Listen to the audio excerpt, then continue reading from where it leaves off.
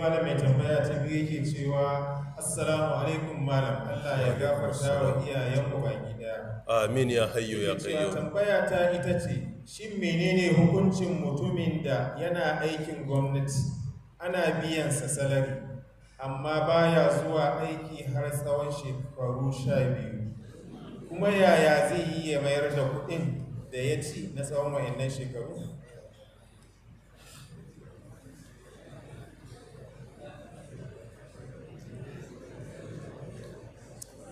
To, wa alaikum salam wa rahmatullahi wa barakatuhu. A cikin littafin babun mafto na Ibn Uthaymin rahimahullah, a zama na tara, matsala ta uku ya amsa tambaya mai kama da wannan, mai saukin wannan nema, amma san da ya fushi gabanin ya amsa ta. Don wanda ya tambayin ya ce bai zuwa aiki ne yana lattin awa ɗaya, ya tashi yana tashi awa ɗaya ko 30 minutes kafin lokaci. Sai mala ya fusa ta ya ce wannan ba bukatan a amsa, saboda yana ga kenan ya warware alkawarin aikinsa ba ma shekara 12 ba. Babun maftu fatawoyi ne da malam Uthaymin ya a masallacinsa da ke Unaiza a muhafaza na Qasim. Zama ɗaiɗai da yana ba da fatawa duk sati za a ware lokaci kawai na tambayoyi ne, ya yi zama 236. So shi ne aka tara su wuri ɗaya a volume guda 10. To a zama na tara ne matsala ta uku ya magana akan wannan matsala din.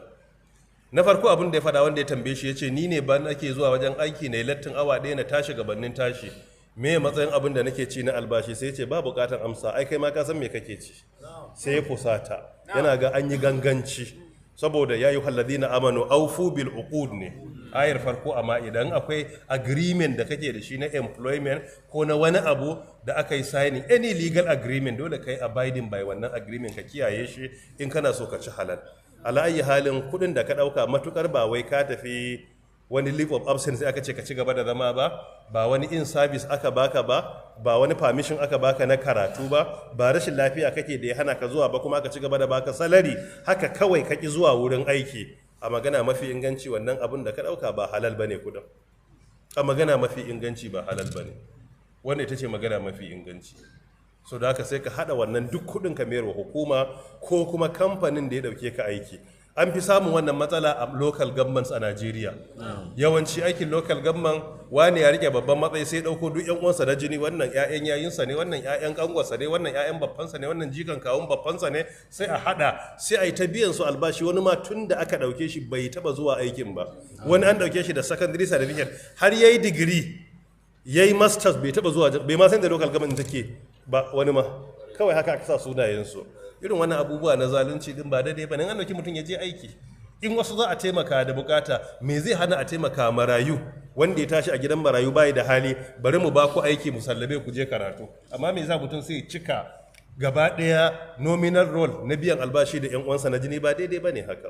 Sai mu kiyaye, in akwai agreement na aiki mu je. Baya ga wannan kuma mu kiyaye a ƙasa irin ta Najeriya akwai ma'aikatan kuma da har ga Allah albashin is not realistic.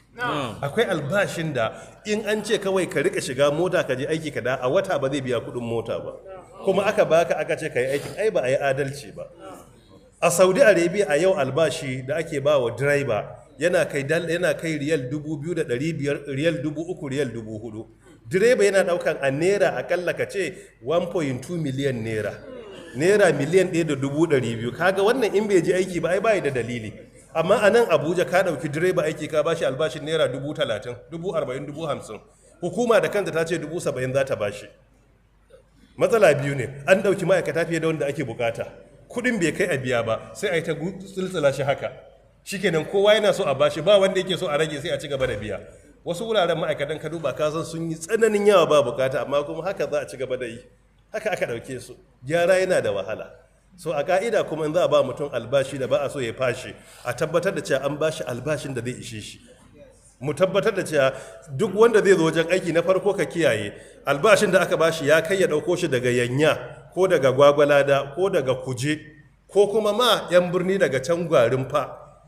An san Gwarinfa ko? Ni sunan ne yake burge ni, Gwarinfa. Gwarinfa. Wata abuwa kuma wai sunanta wai Kubuwa. ganin kubuwa wata aka ce guzafe wani kuma aka ce tudun allaji amma ba mu ji tudun malam ba har yanzu dai tukunna muna nan muna jira. Amin ya hayyu ya qayyim. So kula ga wannan a ka'ida a ba mutum albashin da zai ishe shi ya kawo wurin aiki ya mai da shi a duba kudin abinci ya isa, haka ake yin salari.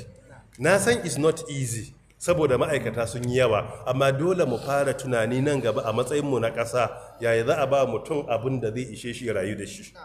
Amma mu ɗauki 30,000 mu ba mutum ko 40 ko 50 iya tafiya daga nesa ya zo, mu mun san ba a yi adalci ba. An tabbatar da wannan bai isa ya kawo shi mai da shi ba, bare ya ciyar da iyalansa, ya kama hayan gida, ya biya kuɗin makaranta, kuɗin magani, ba zai yi ba. Shi yasa irin wannan hali ina ba da shawara a ma'aikatun gwamnati ya zama shugabanni suna da tsari. Wannan tsarin in mutum yana so na farko ya zama iya da uzuri, ka tambaya ba zan samu zuwa ba ko kuma zan tashi da wuri ko zan zo da latti, mutum ya nemi permission. In an ba shi permission ba da laifi. Na biyu akwai aikin da bai bukatan kullum ka zama physically a wurin, za ka iya aiki remotely, wannan babu damuwa in doka ta amince da haka. Na uku, idan ma'aikata albashin su kaɗan ne sai mu yi tsarin da ba kullum mutum sai ya zo ba, muna bukatar mutum duk sati ya zo, mafiya yawa sau 3, mafi kankanta sau 2 ko sau 1. Wani aikin a riga karba tsakanin ma'aikata, wani aikin a riga yinsa ta bangaren da wani zai rike wa ne, wani aikin mu mai da shi virtual aiki daga mutum gida zai iya yi, musamman ga masu karamin karfi a ma'aikatun da 'yan tsaka-tsakiya waɗanda suke gaggar wannan in sun zo kullum ma babu damuwa, saboda su yawanci dan abin da zai kai sun insha Allah zai iya dan kai su dai da dafe-dafe a isa lafiya. Akalla na ƙasa da na tsakiya ya zama akwai tsarin da kar a tilasta mutane kullum sai sun je. Saboda mai hatsarin shine in kace sai ya zo 8 na safe ya tashi 5, in ya tashi kafin lokaci matsala ne, amma in kai ka sawwaka mar dokan akalla ka sawwaka masa ya ci halal a cikin sauki. Wallahu ta'ala ala.